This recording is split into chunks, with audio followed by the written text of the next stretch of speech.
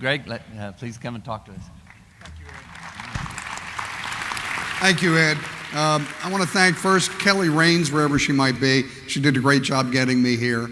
And like what Ed said, I didn't set out to write a book. I really didn't. I set out to seek the truth. Because as a geologist, I knew some of what we were being told about climate change was just wrong.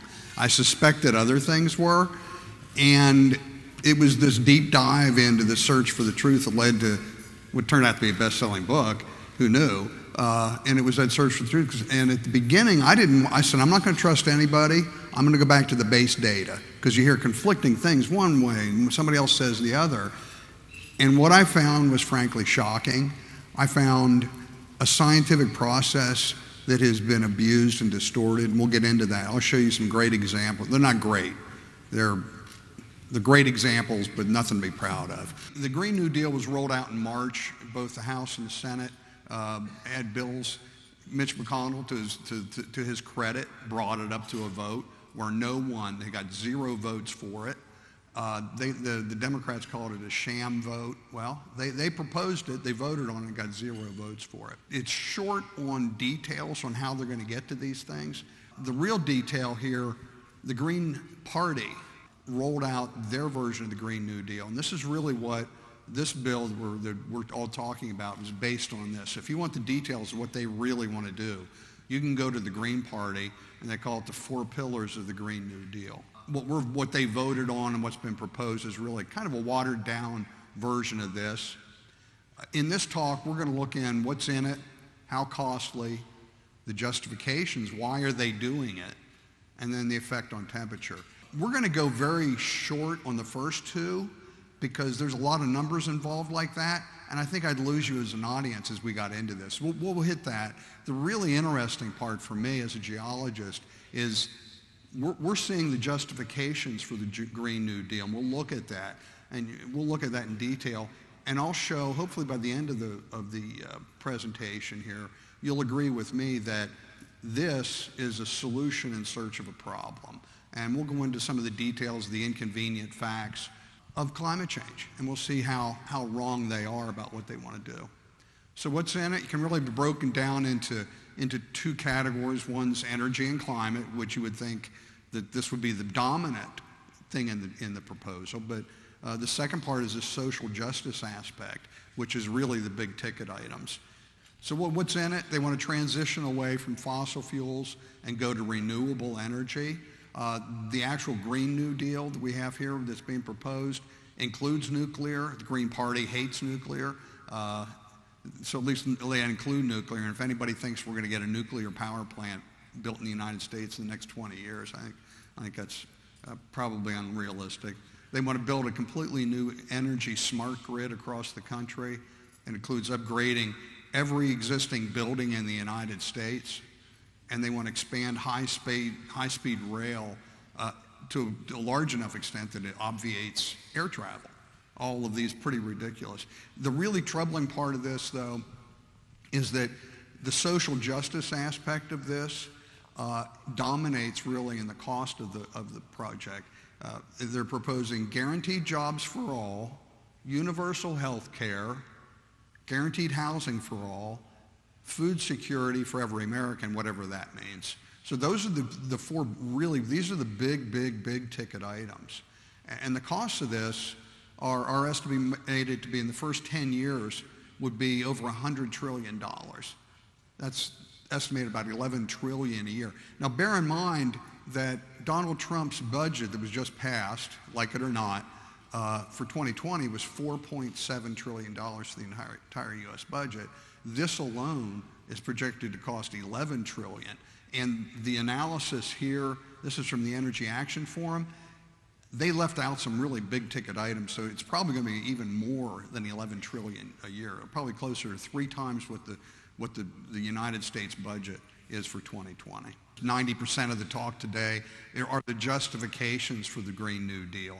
And in the document itself, they lay out, I guess it's kind of a preamble, this is why we're doing this. And they stated categorically that human activity is the primary role agent of temperature change over the last century, and that the changing climate, because of this, is leading to There's a whole laundry list of, and you know it, drought, floods, famine, increasing toenail fungus, you name it. That's been proposed.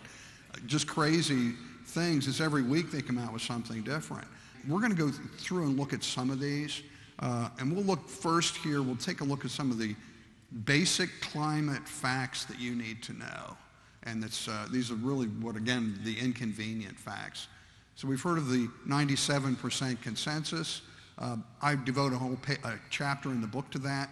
The app has a really good takedown of the 97% consensus. Mark talked a little bit about that this morning, and that the fellow that did it, actually, the numbers that he used were less than 1% of people that actually believe this. And in fact, John Cook that did that would include me as part of the 97% consensus, because I believe that increasing CO2 is a greenhouse gas and it has a warming effect on the atmosphere. I just believe it's very modest and greatly overwhelmed by the same natural forces that have been driving temperatures up and down since the dawn of time. So the things that everybody does believe is CO2 is increasing. Most of the CO2 of the increase is from human emission sources, and the temperature has increased over the last 100 plus years. Those things really aren't in dispute. There is serious disagreement, and there is yes, Virginia, there is a debate that the increase in temperature is either primarily driven by human emissions of greenhouse gases, or the other side says it's primarily driven by the same natural forces that have been working since the dawn of time. They didn't suddenly stop in the beginning of the 20th century. And then the second component of this, which is huge, and I like to talk a lot about this, are the changes that we see, our changing climate, is it harmful or beneficial? And if you saw me walking around earlier, you saw my I Heart CO2 button. I think I've got about 4 left at the booth, so if you want to get some, come on over. So we're going to go back through some of the basic facts. We started measuring carbon dioxide levels at Mauna Loa in 1958, and this is a chart showing the increase. CO2 has been increasing, and it's mainly due to man-made emissions. This is a chart, this is an impactful chart. This is a chart of human emissions of CO2 that dates back to 1759. This is one you need to commit. Again, it's on my smartphone app. We see that human emissions of CO2 were extremely low, and they really didn't start ramping up until that post-World War II economic boom. It was in the mid-40s, let's say the middle of the 20th century, is really when CO2 emissions from humans really started ramping up. And it's going to be that, think about this as we go through, it's really that period from the mid-20th century on. If CO2 was going to drive temperatures, that's where we should see some effect from that. And just FYI, as we go through here, anything you see in blue will be CO2. Anything in red is temperature. So as we go through, we want to be consistent. What are the sources of human emissions of CO2? It's primarily fossil fuels, coal, oil, natural gas. Interestingly, 5 or 6% is cement manufacture that drives a lot of CO2. We might also mention here that before we started increasing CO2 at the beginning of the Industrial Revolution, I'm not going to give a bunch of numbers for you to remember, but we were at about 280 parts per million. We're a little over 400 now. So that means we've added about 130 parts per million of CO2 since the beginning of the Industrial Revolution. Again, we're not going to give you a bunch of numbers here, but you'll see how important that is as we go through this. In climate science, I bring the geologic perspective. Too many times climatologists talk about, oh, well, this is the last 50 years or 100 years. You'll hear them talk, this is the warmest year of the warmest decade of the last 150 years. We need to really put this into the long-term geologic perspective. So if we look at, again, we're at a little over 400 parts per million. If we look at carbon dioxide through geologic history, back to the beginning of the end of the Precambrian, we see that, again, we're at 400 parts per million now. The average CO2 level on Earth, the average CO2 levels were 2,600 parts per million. we're right now at our 400 parts per million at some of the historically lowest carbon dioxide levels in the history of the Earth since the Precambrian. And you'll see the red line at the bottom there, the red dashed line. That's what I call the line of death. We'll talk about that in the next slide. Very, very impactful, but the key thing here is we're actually don't have too much CO2. We don't have enough. We're CO2 impoverished, looking at the big geologic picture of this. And this chart's probably the scariest chart and also one of the most impactful charts that you can show anybody.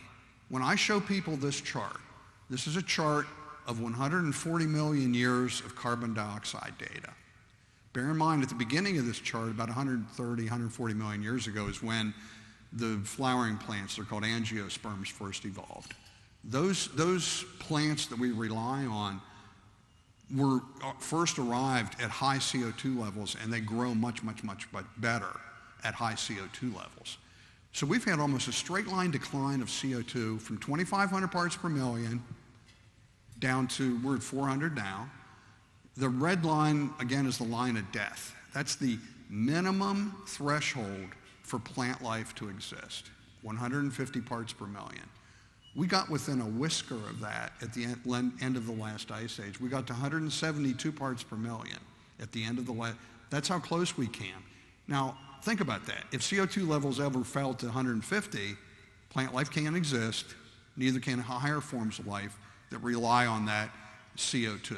So that would be a true climate apocalypse, and we nearly got there. We can benefit and be thankful now that we've added the small amount of CO2. But just think about this. We've declined 2,000 parts per million in that time. And they're telling you we should worry about 130 parts per million. Think about it. 130 parts per million barely is a blip on this chart when you look at it in the big picture. So this along with one temperature graph we'll see in a little bit, I think I use them a lot. If I've only got one chart to show somebody, I show them this. And people are amazed. They have no idea. If I'm Al Gore and I want to show a chart that says carbon dioxide is driving temperature, I would show you this chart. This is the chart that's usually shown. This goes back to 1850. It shows temperature in red, carbon dioxide emissions in blue. Looks like a pretty good correlation, doesn't it? Well, correlation is not causation. And we'll take a look at this, and again, we need to put this in the longer term perspective. But let's first take a look at this chart in a little bit more detail, and we're going to break this up. Again, we said that CO2 really started ramping up in that post-World War II era. So let's take a closer look at this. And here we find that for 70% of the time, since 1944 till now, we've either been in a cooling or a stable period of temperature. If CO2 was going to drive temperature, shouldn't it be just the opposite? Shouldn't we see at least 70% of the time we'll be seeing warming? And then if we look at that period, that post-World War II period, we see that just as CO2 started ramping up, temperatures fell for 33 years.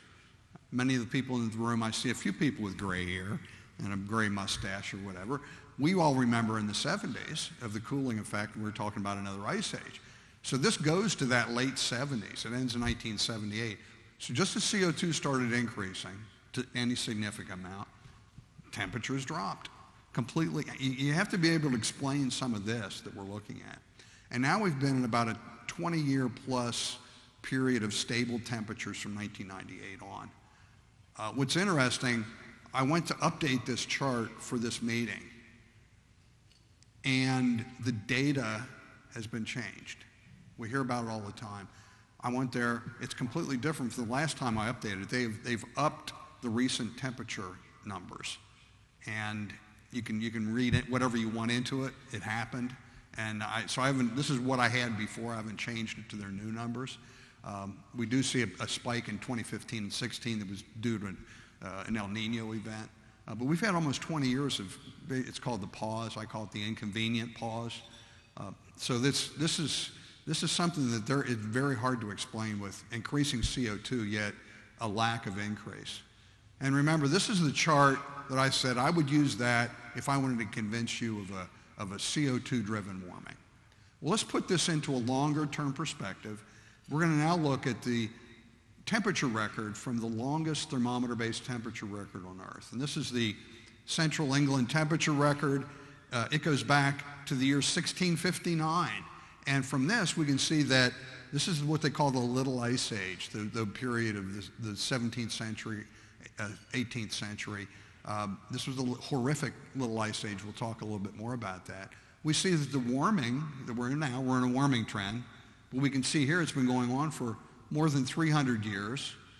We know that it started around in the late 17th century, according to this 1695.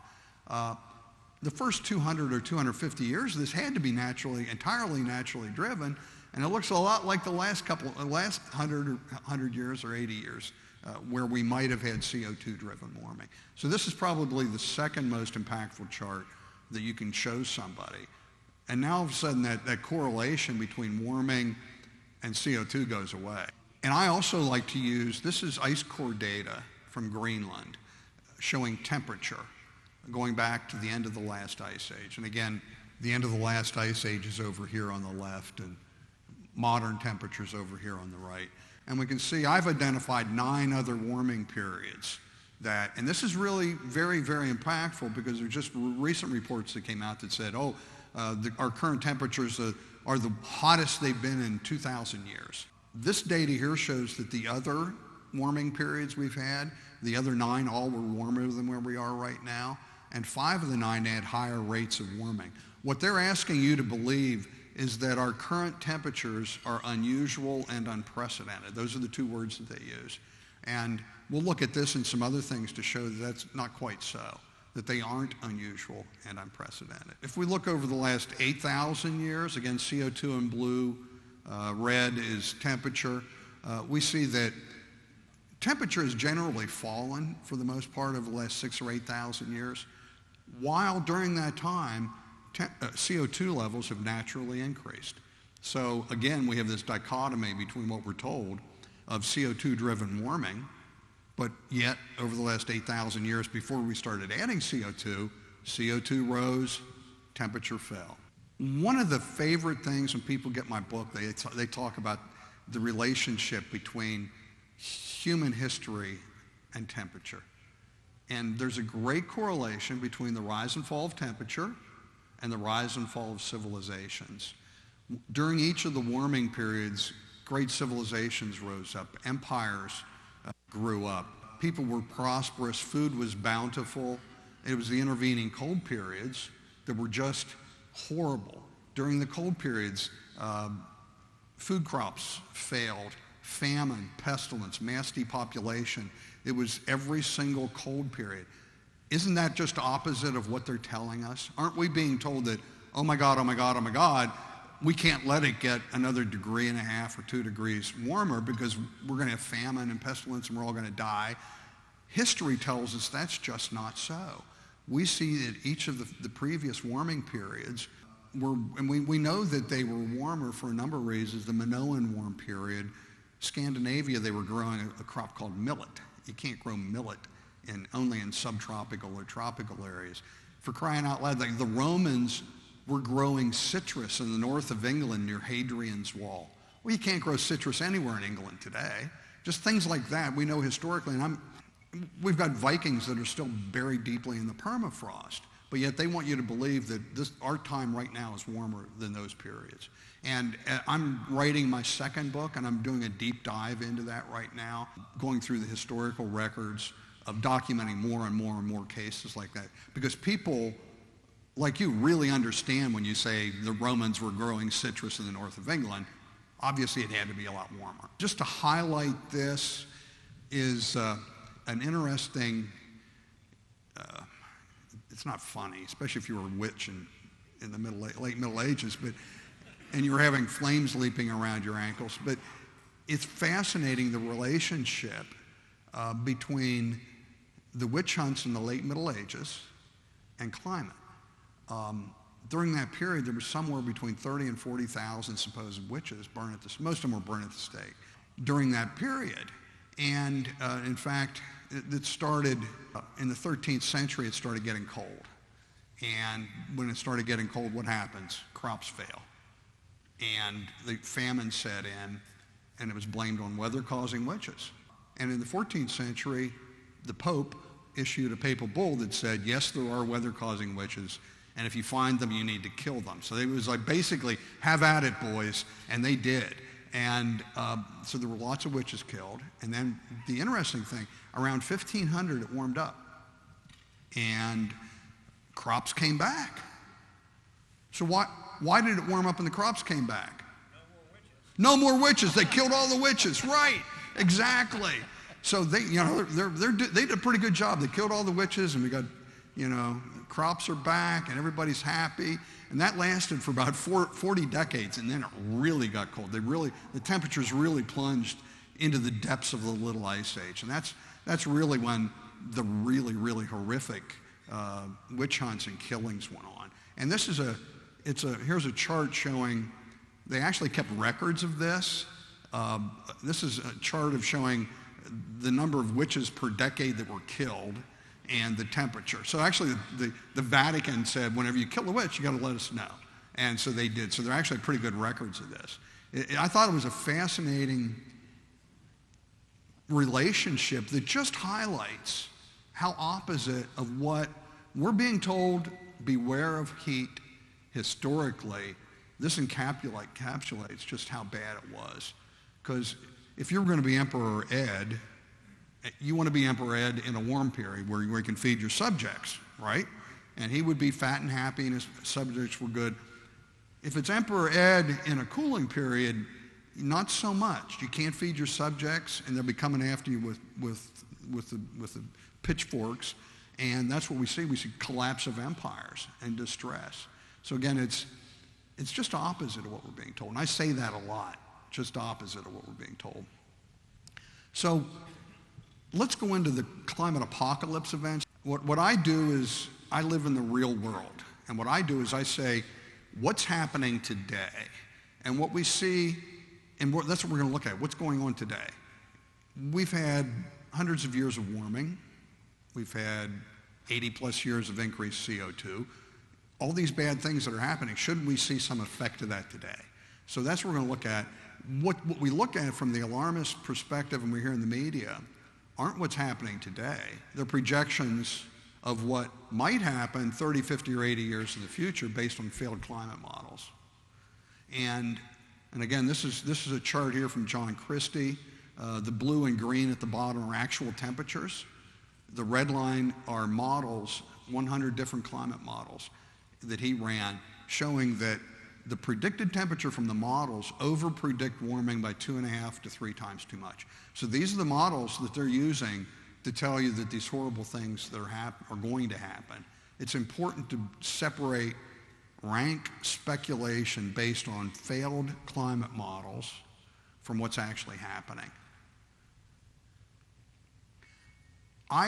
Like I said, this was a search for the truth that led to this, and it was forest fires that gave me I had this aha moment, I call it a light bulb moment. When I looked at what's happening with forest fires compared to what they were telling us, I just said, oh my God, they're lying to us. They're just lying to us. This is the first of it, because what we're being told is so at odds with what the science, the facts, and the data, and I'll show you this. They just state categorically, for example, this is the 4th National Climate Assessment that came out in November of last year. I was enraged. I saw this thing. This is the front page. Forest fires and wildfires were the item du jour for this assessment. They stated flatly in the report that climate change was increasing forest fires. They had one chart in the National Climate Assessment. This was it. It was area burned in the United States. There was no source. You don't do that. You always put a source. This chart in the National Climate Assessment. I said, I went back, boy, I don't know where that came from. I thought I researched. So I went and I found it. Here it is. They cherry-picked 30 years of data out of this study. This is the National Interagency Fire Service data that goes back to 1926 that shows that actually the area burned has declined by 80% over the last 80 years. They cherry-picked it and then blew up the scale to make it look awful. And we'll talk a little bit. The area burned that's a forest management issue, not a climate change issue. This is the number of fires from the same data set. We can see a huge decline in fires. We see even in California, this is when I get people can't believe this. This is CAL FIRE data showing the chart at the top are number of fires in California. The number of fires in California have declined nearly 50% over the last 30 years. Let me repeat that. California, the number of fires have declined almost 50% in 30 years, and nobody knows it. The bottom chart is area burned. So the area burns increase. That means that each fire is necessarily doubled in size, probably much more intense. But that's a forest management issue. That's related to what we're doing. Yes, we're impacting the climate. We're impacting the fires to a bad way, but it isn't climate change related. The Sierra Nevada Conservancy that says there are 5 to 6 times too many trees per acre. Well, that means there's more fuel for each fire. And think about it too. Each tree is sucking water. If you have 5 to 6 times too many trees, they're competing for that same scarce soil moisture, which actually accelerates and it exacerbates the arid situation in soil climate. So we're making it worse, but it's from forest management issues. And think about it too, we stopped logging a number of years ago in the National Forest Service. It used to be when a fire started, they'd go the logging roads, they could get there like this and get to the fire and hit it. We don't have those roads have grown up. It's difficult now to even get to the fire to get it out quickly. But this was forest fires is what really, that was my aha moment on this. And I said, if they're lying to us about this, and it's so crystal clear, what else are they lying to us about? This is area burned for worldwide. This was global area burned. And this is from the Canadian Fire Service, the highlighted, I don't like to read stuff, but I'm going to do this, it's that important. They said global warming since 1850 may have triggered a decrease in fire frequency and lead to further decreases. They're stating categorically, global warming causes fewer fires. Flies completely, that's Canadian Fire Service, completely opposite of what we're being told. And again, I get so angry when I see stuff like this of just misstating and misinterpreting data. And part of this is, the reason the fires are declining is that we're seeing worldwide soil moisture increase because of a couple reasons. There's an increase in precipitation, but there's also CO2 fertilization. The plants don't need as much water, so there's more water left in the soil, which increases soil moisture, which acts to dampen fires and droughts. The biggest, perhaps, untold story in the late 20th and early 21st century is the greening of the earth. NASA tells us that up to 50% of the earth is what they call greening. In other words, vegetation's increasing. Less than 4% is what they call browning or desertification. Vegetation's increasing. The earth is thriving and prospering because of increasing CO2 and increasing precipitation. It's incredible. It's mostly happening formerly arid areas. Probably the best example is the Sahel, the southern Sahara. 300,000 square kilometers of the southern Sahara have turned into a lush grassland. People have moved back in there. Animals, gazelles, even amphibians have moved into this area. And we see it's not just there. We see it in India, China, Australia, large former arid areas. That should be a front page story on the New York Times. Have you ever heard of it? Probably not, unless you might have listened to me on an interview. Huge story of an earth that's thriving and prospering. Again, I'm going to sound like a broken record, but it's just opposite of what we're being told. They're also telling us droughts are increasing. The data tells us otherwise. See, we're going through this time and time again. We're looking at what does the science tell us? We see that the droughts have been in decline. And this chart here, this is the most severe droughts of the 20th century. Most of those occurred before the year 1960. These were the horrible droughts, the droughts of the Sahel, the droughts of the Dust Bowl years. They're in decline. They're things, droughts will always be with us, but they're getting less and less harmful. Just last Thursday, the UN released a report on famine. huge, you've probably heard something about that. Unprecedented climate change is going to threaten our food supply. I'll just have a couple charts here. I've got a lot more in the book and on the app, just comparing food production. We keep seeing food and crop production setting records year after year after year. This is grain. This is worldwide. This is from the UN Food and Agriculture Organization. Again, it keeps rising year after year after year, along with CO2 and temperature. We're certainly not seeing any negative effects from it. I'm not going to argue that's the only reason it's increasing. We've got technology and farming methods, of course, but it certainly hasn't hurt. We see corn production continue to increase in lockstep with increasing CO2. And we see this is a study that was done by Dr. Craig Idso. What he did laboratory studies of the crops that represent 95% of the food we consume, the plants we consume. In this, he added 300 parts per million of CO2. See what it would do. The crops benefit by growing 46% as an average increase of crop growth. That's a good thing. That's a really good thing. That means we can feed hungry, we can feed the world, and it's a huge benefit. We're also being told that increasing temperature because of global warming is going to kill a lot of people. We heard about the heat wave the other week. All we hear is death and despair because of heat. This is a study here, largest study of its kind. They looked at 74 million temperature-related deaths around the world from 14 different countries. The blue are cold-related deaths, and the reddish are heat-related deaths. This study found 20 times as many people die due to cold as to heat. Global warming saves lives. There's another similar chart and I've got videos that you can go to my website and find. I've got a video that says global warming is saving lives. And you should have seen all the comments I got. Heads were exploding. And I've got another chart in the book. They looked at England and Wales, similar study. In that study, they found it was 15 times as many. But again, it's cold that kills people, not heat.